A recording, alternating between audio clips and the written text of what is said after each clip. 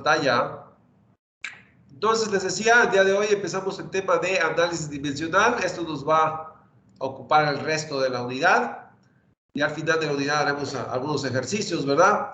Entonces, ¿qué es análisis dimensional? Para empezar, es un procedimiento donde un grupo de variables que representen alguna situación física es reducido a un número más pequeño de grupos adimensionales. Entonces, toda turbomáquina tiene ciertos parámetros que le caracterizan, pero si yo combino esos parámetros entre sí para formar cantidades adimensionales, de alguna manera, si quiero comparar unos parámetros con otros, al comparar parámetros adimensionales entre sí, estoy haciendo un menor número de comparaciones y eso también me ahorra registro de datos a la hora de construir tablas y figuras, ¿verdad?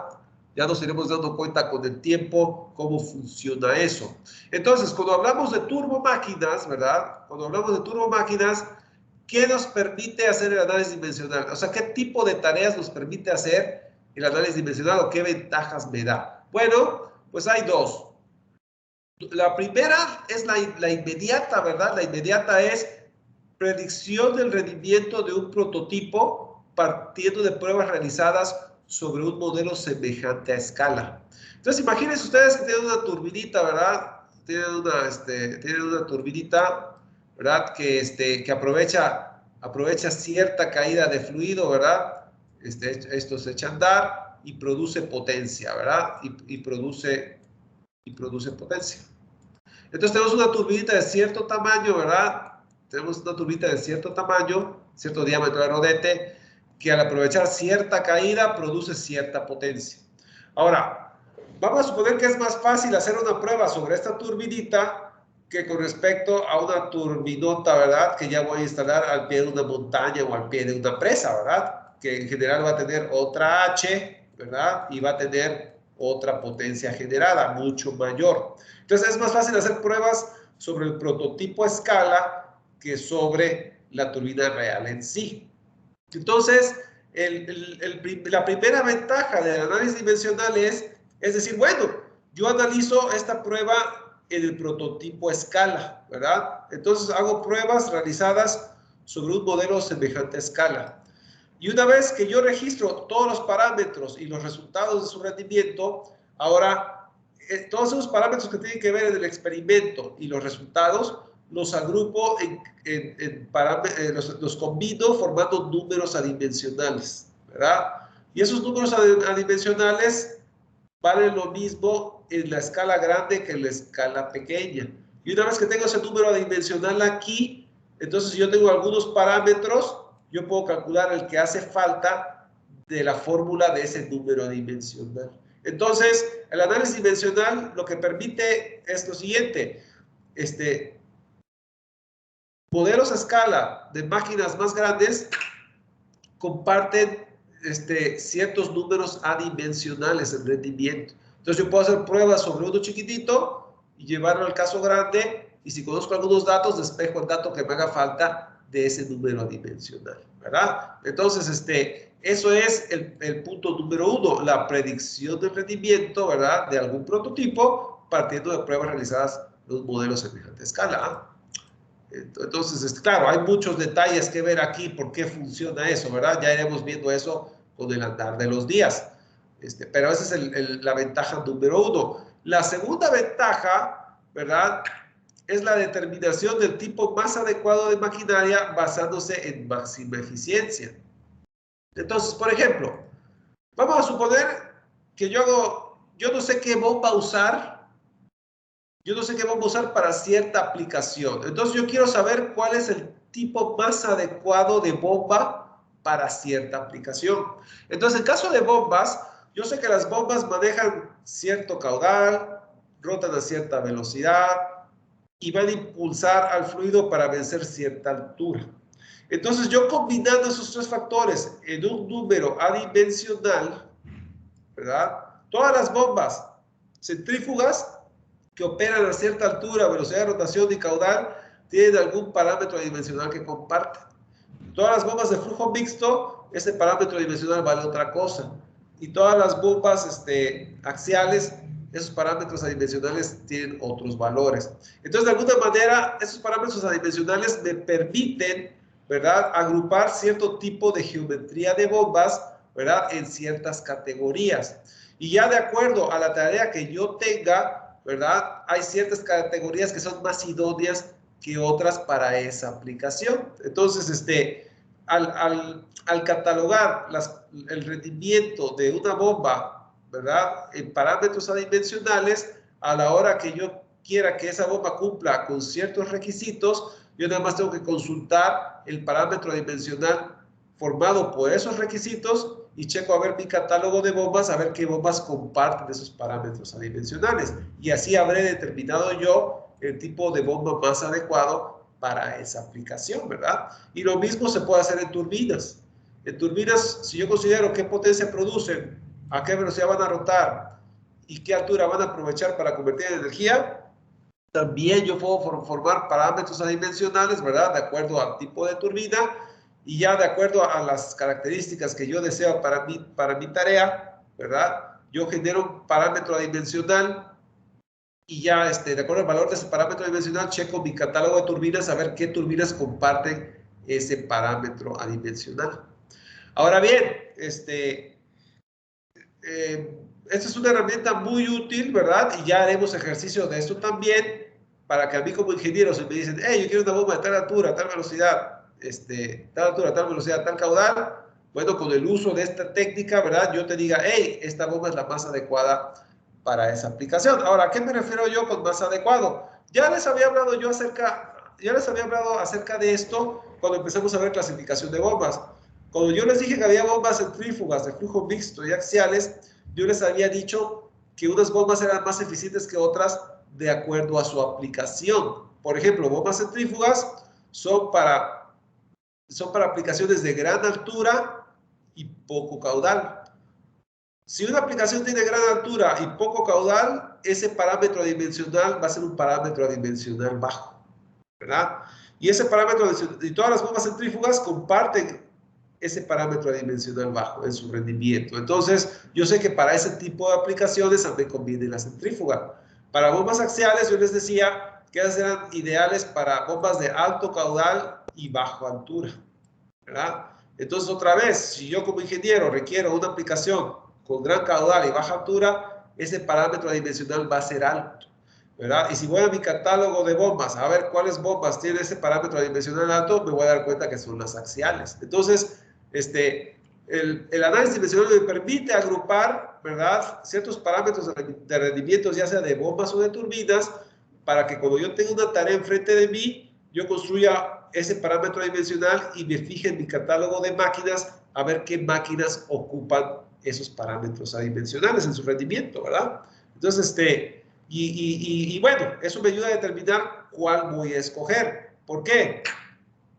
Porque cuando yo digo que una bomba o una turbina tiene tal valor de ese parámetro adimensional, estoy diciendo que operan más eficientemente en esas condiciones. Entonces, por eso me ayuda a determinar el tipo más adecuado de máquina de acuerdo a la tarea que yo tengo enfrente. Entonces, moraleja, análisis dimensional, lo que voy a hacer es que a un grupo de parámetros de rendimiento de mi bomba, ¿verdad?, los voy a agrupar en expresiones adimensionales. Y esas expresiones adimensionales me permiten hacer dos tareas.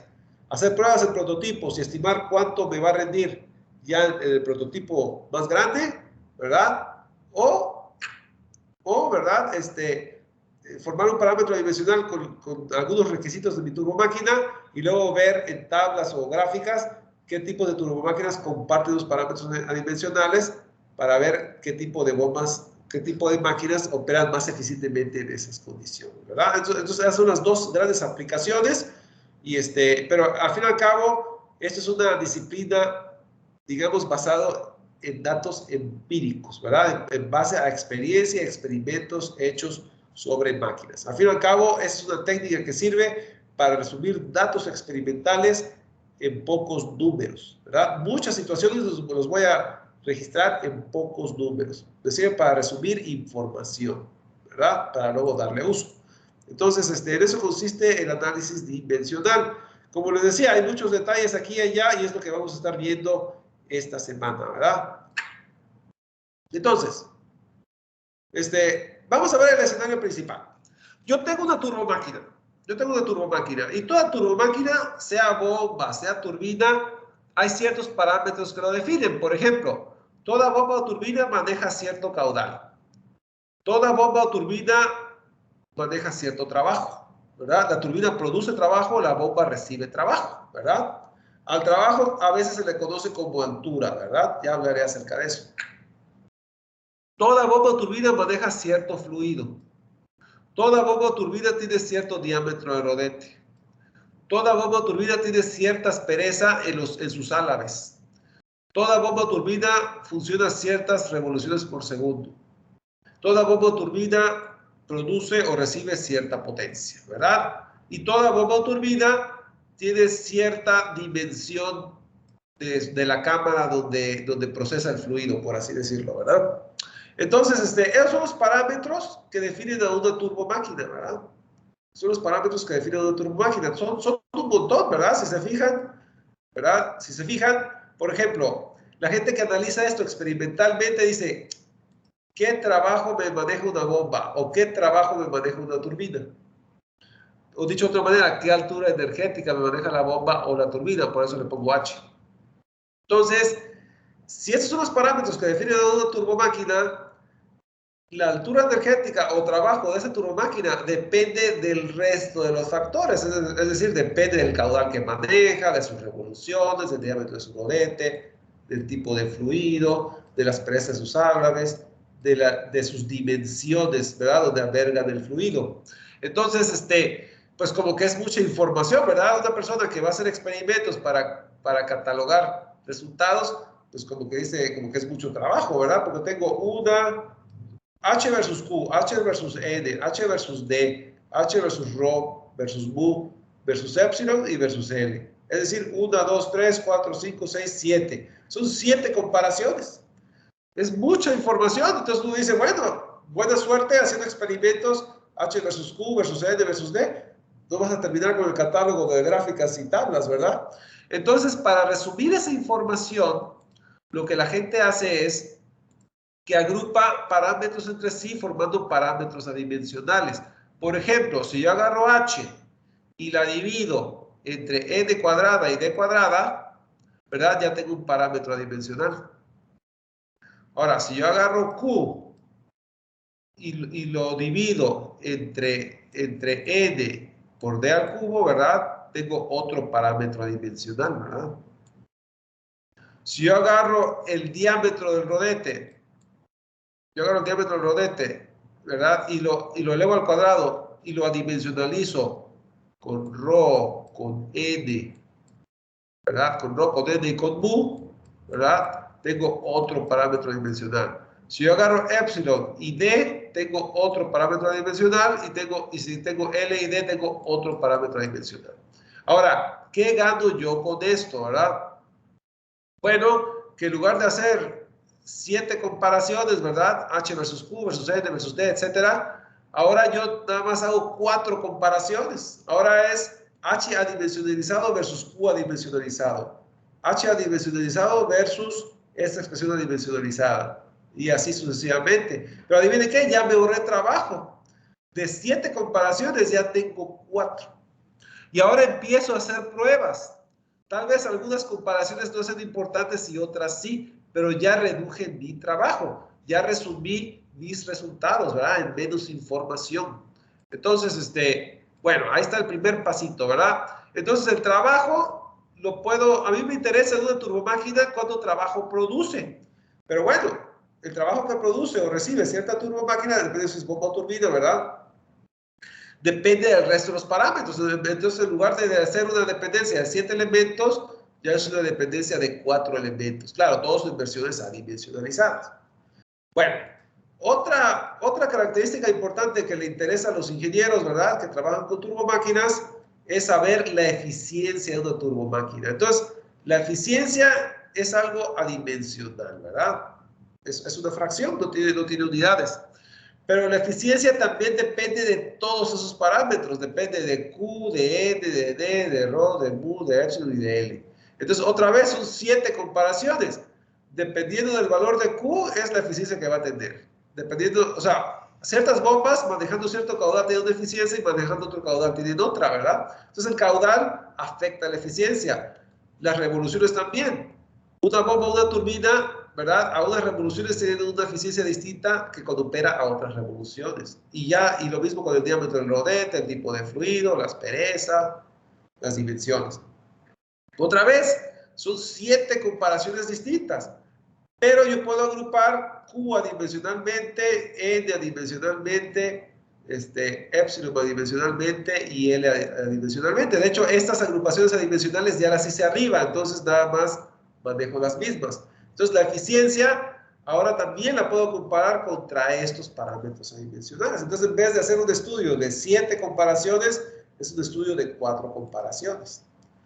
Y por último, toda bomba o turbomáquina maneja cierta potencia.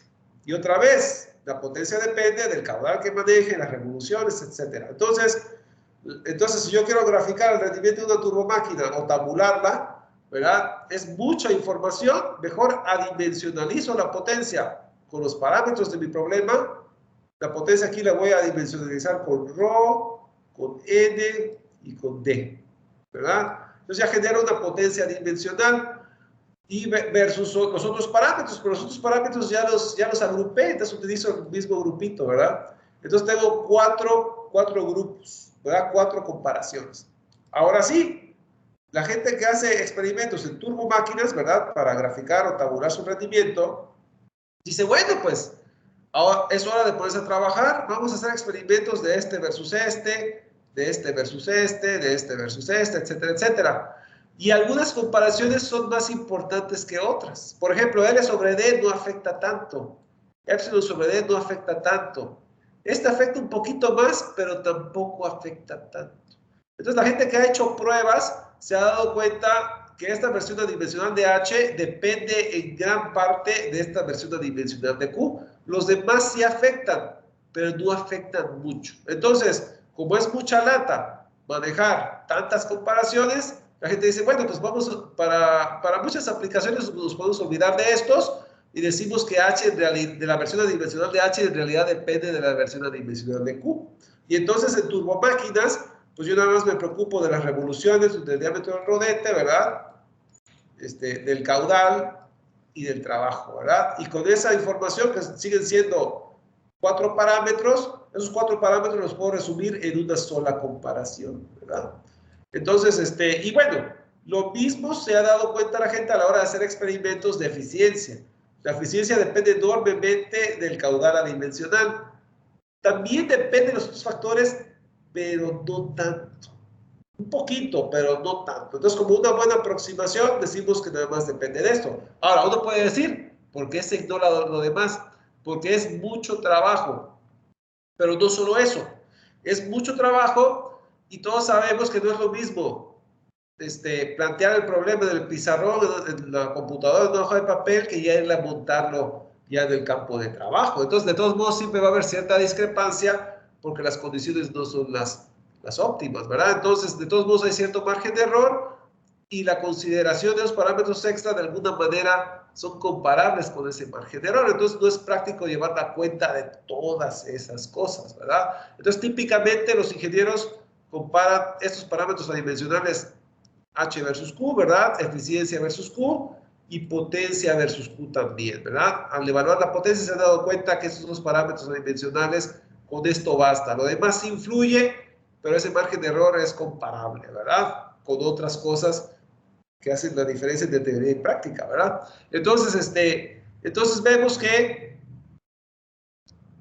a esta versión adimensional del trabajo, que es la altura energética, ¿verdad? También se le conoce como el coeficiente de altura. Entonces vamos a llamar el coeficiente de altura la versión adimensional de la altura energética, de la bomba o de la turbina. Ahora, ojo, aquí le puse un acentito circunflexo, ¿verdad? Esto significa que esto está en unidades de energía por unidad de masa, por ejemplo, joules por kilogramo, ¿verdad? Es decir, en unidades intensivas, de energía intensiva, ¿verdad? Entonces, ojo con eso, ¿verdad? Este acento significa altura energética en unidades de energía o de trabajo por unidad de masa, ¿verdad? Joules por kilogramo típicamente, ¿verdad? Bueno, entonces este es el coeficiente de altura. Entonces tenemos,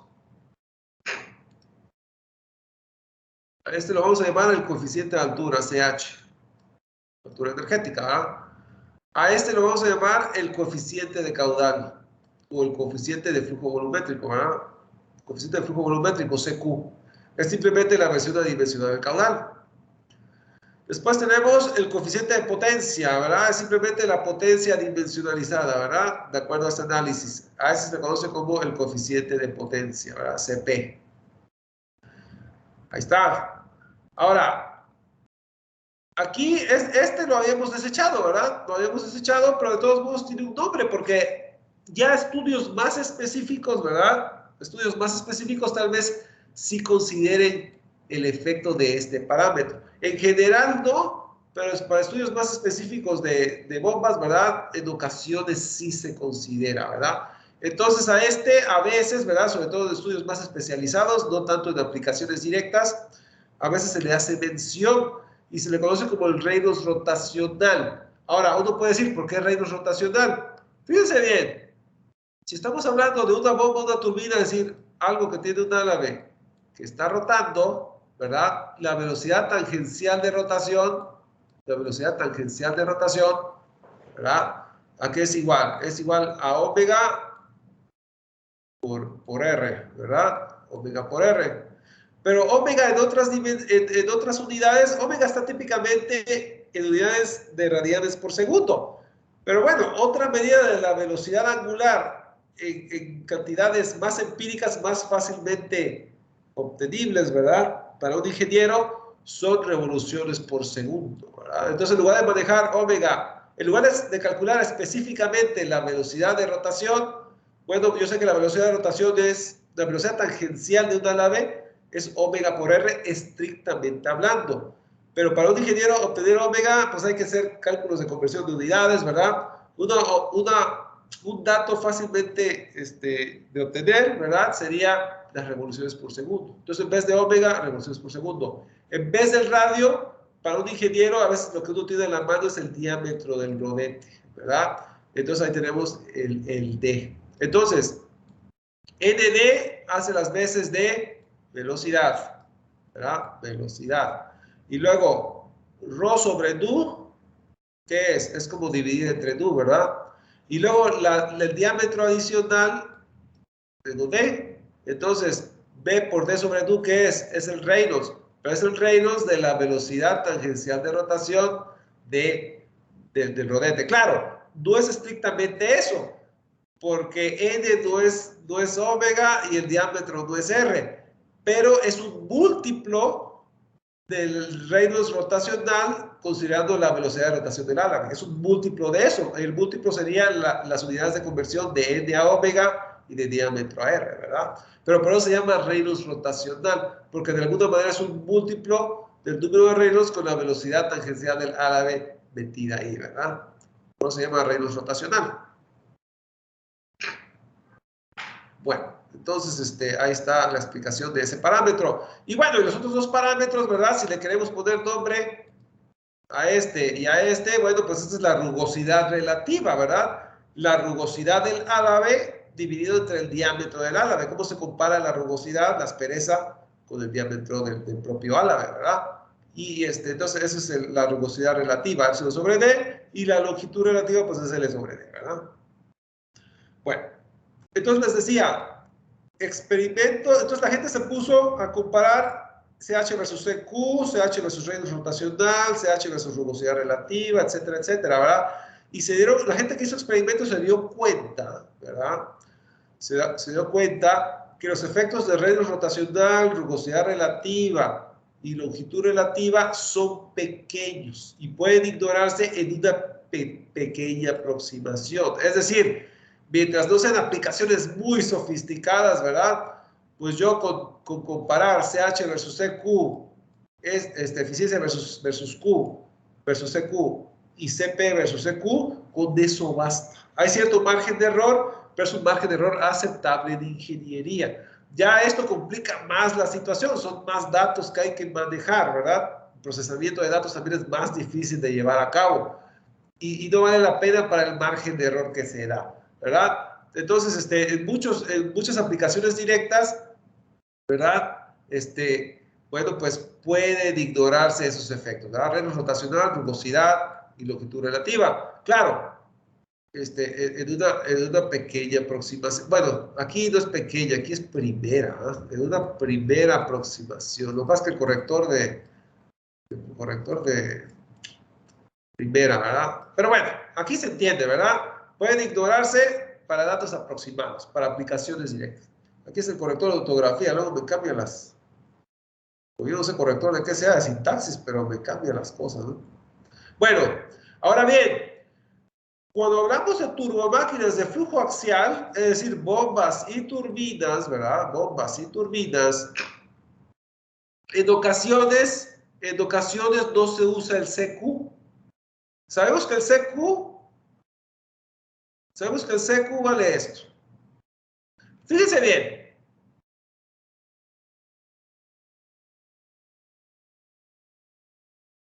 Fíjense bien. Cuando yo quiero medir el rendimiento de una turbomáquina, todos los parámetros adimensionales son en función de CQ, es decir, CQ es la variable independiente. Si nos olvidamos de estos y de estos, ¿verdad? El CH depende del CQ, eficiencia depende del CQ y el CP depende del CQ. Todo depende del CQ, CQ es la variable independiente. Pero cuando hablamos de máquinas de flujo axial, bombas y turbinas, a veces los ingenieros, no todos, algunos, ¿verdad? Algunos no manejan el CQ, manejan CH versus phi.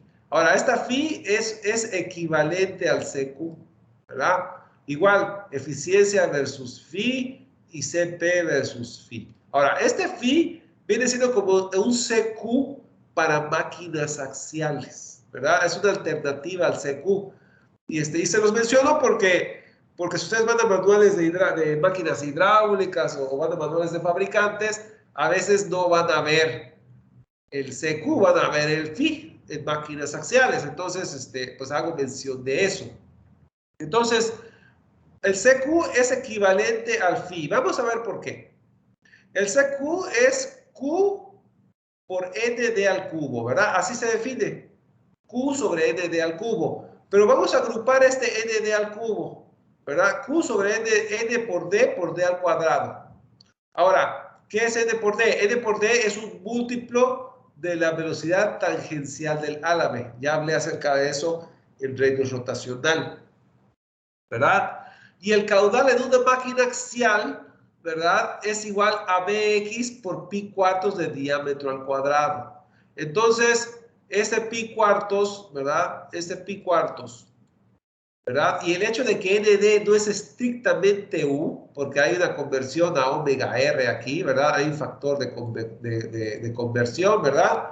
Bueno, pues lo cierto es que Q sobre ND al cubo, ¿verdad? Agrupando así, ¿verdad?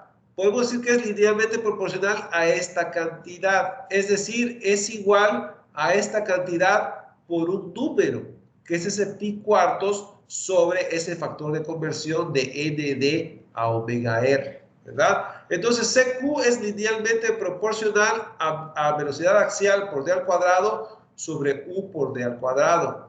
Pero estas D cuadradas se pueden cancelar, ¿verdad? Y entonces tenemos que CQ es linealmente proporcional al cociente de X sobre U, ¿verdad?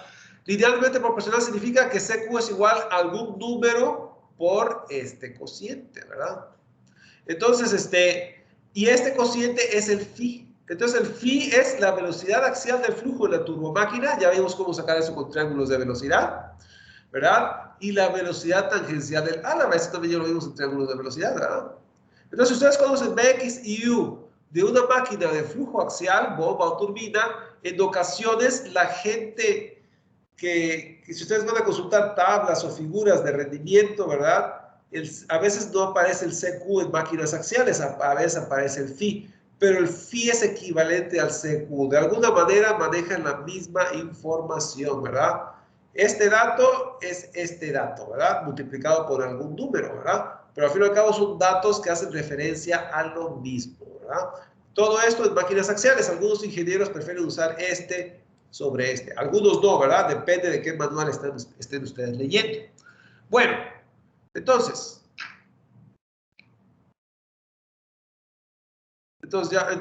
vemos que en máquinas radiales y de flujo mixto, ¿verdad? En máquinas radiales y de flujo mixto, los experimentos son CH versus CQ, eficiencia versus CQ y CP versus CQ, ¿verdad? Esas máquinas que no son axiales, ¿verdad? Esas propiedades todas se expresan en función de CQ.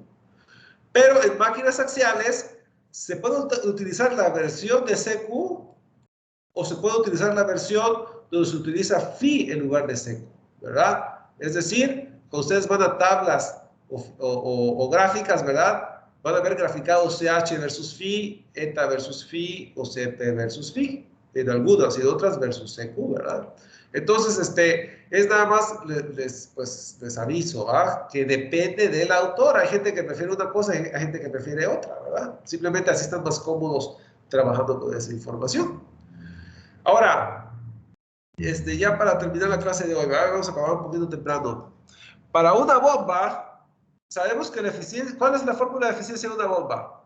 Bueno, pues, para una bomba, la fórmula de eficiencia es ρQGH. Recuerden que el GH de una bomba es el H en unidades, es el H en unidades de energía por unidad de masa. Entonces sabemos que la potencia de una bomba es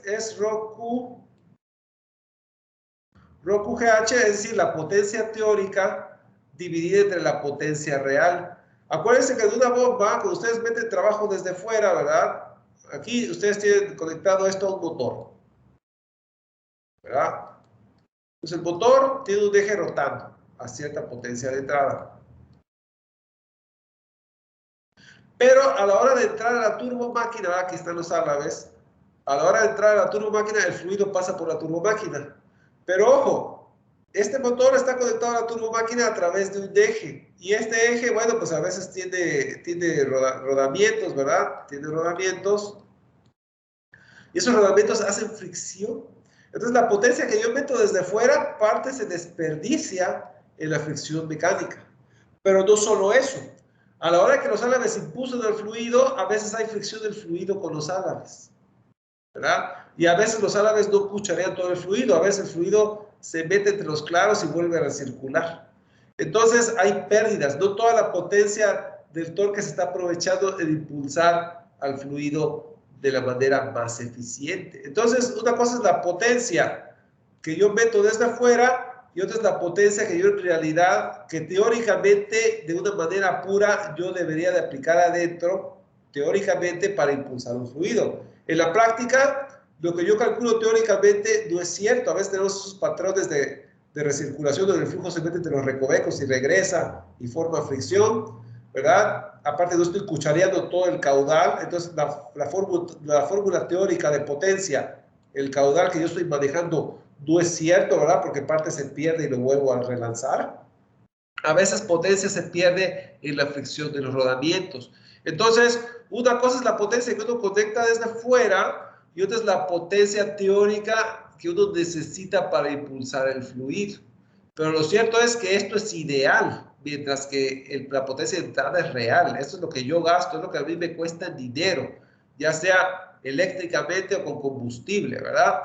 Y esto es lo ideal, eso suponiendo que yo estoy cuchareando todo, que no hay recirculación, que no hay fricción de fluido, ¿verdad? Estoy idealizando las cosas. Entonces, la diferencia entre la potencia... Entonces, yo voy a meter más potencia de entrada de lo que realmente se requiere, porque se va a desperdiciar algo. Entonces, esta es una fracción menor a 1, y esa es la eficiencia de la bomba. Entonces, la eficiencia de la bomba multiplicada por la potencia de entrada me da la potencia teórica allá adentro.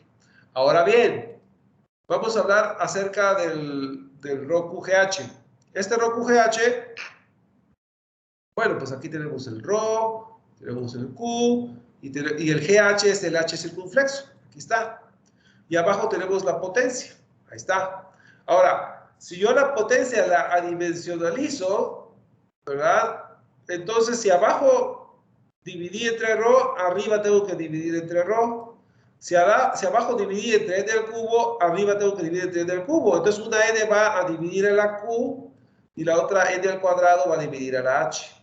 Y si abajo divido entre d a la quinta, arriba voy a dividir, la q la voy a dividir entre d al cubo y la h la voy a dividir entre d al cuadrado. Y adivinen qué, esto es el CP, esto es el CQ y esto es el CH. Y las ROS se cancelaron. Entonces, dicho de otra manera, ¿verdad? Y eso es gente que ha hurgado matemáticamente en toda esta situación, ¿verdad? Por eso se agrupan adimensionalmente las variables como se agrupan, porque le sacamos provecho. Vemos que esta fórmula de la eficiencia de una bomba, si bien es una fórmula muy específica, los parámetros se han agrupado de tal manera que la eficiencia lo puedo calcular con los parámetros adimensionales de una bomba. Entonces, si una bomba tiene ciertos parámetros adimensionales, ¿verdad? De acuerdo a su rendimiento, yo con la combinación de los parámetros adimensionales puedo calcular su eficiencia, ¿verdad? Entonces, vemos que estas cosas se agruparon con cierta intención, ¿verdad? Ya vemos que se le puede dar cierta utilidad a eso, ¿verdad? Entre otras cosas se puede calcular la eficiencia de la bomba, pero hay muchas otras cosas para las cuales se usa esto. Ya iremos viendo con el andar de la semana, ¿eh? Ahora, en una turbina es algo similar, en una turbina es al revés. En una turbina es al revés, en una turbina, ¿verdad? ¿Qué es lo que pasa? El flujo pasa por unos álabes, ¿verdad? Entonces aquí tengo, aunque aquí no lo parezca, ¿verdad? Es una turbina con ciertos álabes. El flujo pasa por los álabes. Hay cierta altura que se está aprovechando, ¿verdad? Hay cierta altura que se está aprovechando, ¿verdad? Se maneja cierto caudal, pero lo cierto es que esta altura se convierte en energía rotacional. Pero otra vez, este eje está conectado a rodamientos, ¿verdad? No todo el flujo que pasa entre los álabes hace cierta fricción. Entonces, no es lo mismo la potencia teórica de la turbina, que es ρQGH, ¿verdad? Que la potencia que yo en realidad saco al generador, ¿verdad? De lo teórico a lo práctico se desperdicia la fricción de los álabes, se desperdicia la fricción del eje, ¿verdad? Con los rodamientos. Entonces, no toda la potencia teórica se convierte en potencia aprovechable. Esa potencia aprovechable sería la potencia de salida, ¿verdad? Entonces, la potencia de salida es menor que la potencia teórica, ¿verdad? Entonces, la eficiencia de la turbina es la potencia de salida entre la eficiencia teórica, es decir, cuánto de lo teórico lo estoy aprovechando en la salida. Esa es la potencia de la turbina.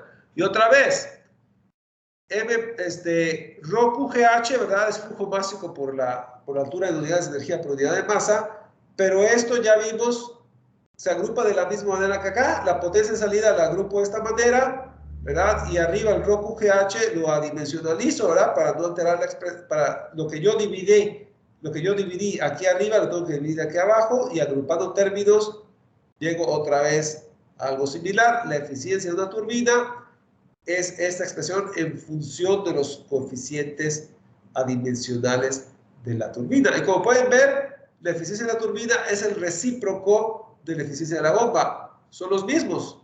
Lo que es numerador en uno es denominador en el otro y viceversa, ¿verdad? Y bueno, tiene sentido, ¿verdad? Porque en la bomba la potencia de entrada está abajo, es decir, la potencia de afuera, y en la turbina la potencia de afuera está arriba, ¿verdad? Del numerador. Están volteados, por así decirlo, pero tiene sentido. Aquí el flujo de energía va de adentro para afuera, la salida es menor que el teórico, ¿verdad? Entonces, por eso aquí la salida va arriba, ¿no? Para definir la eficiencia. Pero bueno, al fin y al cabo, ya vimos que esos coeficientes adimensionales combinados entre sí me dan la eficiencia de la turbomáquina. Entonces, ¿verdad? Parece magia, pero no lo es. Todo es matemáticas, ¿verdad? Todo nace de la manera en que se agruparon los términos, ¿verdad? Ya la gente que analizó esto, ¿verdad? Se dio cuenta, lo hizo de tal manera, ¿verdad? Que había que darle un uso teórico con cierta intención, ¿verdad? Esto no es casualidad, fueron agrupados precisamente para darle cierto uso. Bueno, entonces, con eso voy a terminar la clase de hoy, ¿verdad? El día de mañana seguimos hablando ya de cuestiones más específicas. Por ejemplo, les decía que hay dos tipos de usos para el análisis dimensional. El primero es la predicción del rendimiento de un prototipo, ¿verdad? Partiendo de un modelo semejante a escala. Ahora, la palabra aquí es semejante. ¿Cuándo se dice que un modelo es semejante a un prototipo? ¿Verdad? Hay ciertas condiciones que se tienen que dar y vamos a ver cómo entra el análisis dimensional en todo eso, ¿verdad? Ya con lo que vimos el día de hoy. Claro, ahí vamos a utilizar los conceptos que vimos el día de hoy. Vamos a hablar de CQ, CH, CP, ¿verdad? Vamos a hablar vamos, todo se va a conjugar. Entonces, bueno, de eso vamos a hablar el día de mañana, ¿verdad? De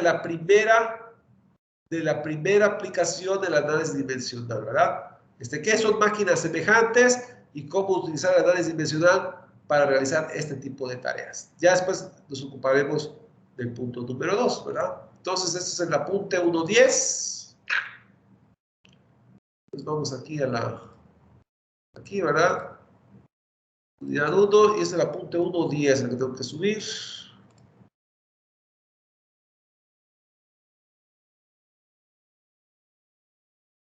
Ok. Entonces, aquí está, ¿verdad? Después del 1, ¿verdad? Lo baja es 1.0, ¿ah? Por eso está antes del 2. Entonces, aquí está el 1.10. Y aquí vemos el apunte de hoy, ¿verdad? Ok, bueno. Entonces, antes de despedirme, ¿alguna pregunta o comentario? Ok, estos son los primeros pasitos. Gracias. Son los primeros pasitos de bebé, ¿verdad? Ya definimos las cosas. Como pueden ver, es algo distinto a lo que están acostumbrados a ver, pero bueno, ya dimos los primeros pasitos, ¿verdad? Y a partir de esto vamos construyendo, ¿no? ¿Ok? Hay que acostumbrarse, ¿verdad? Pero la metodología es bastante clara, no creo que haya ningún problema, ¿ah? Entonces, detengo grabación.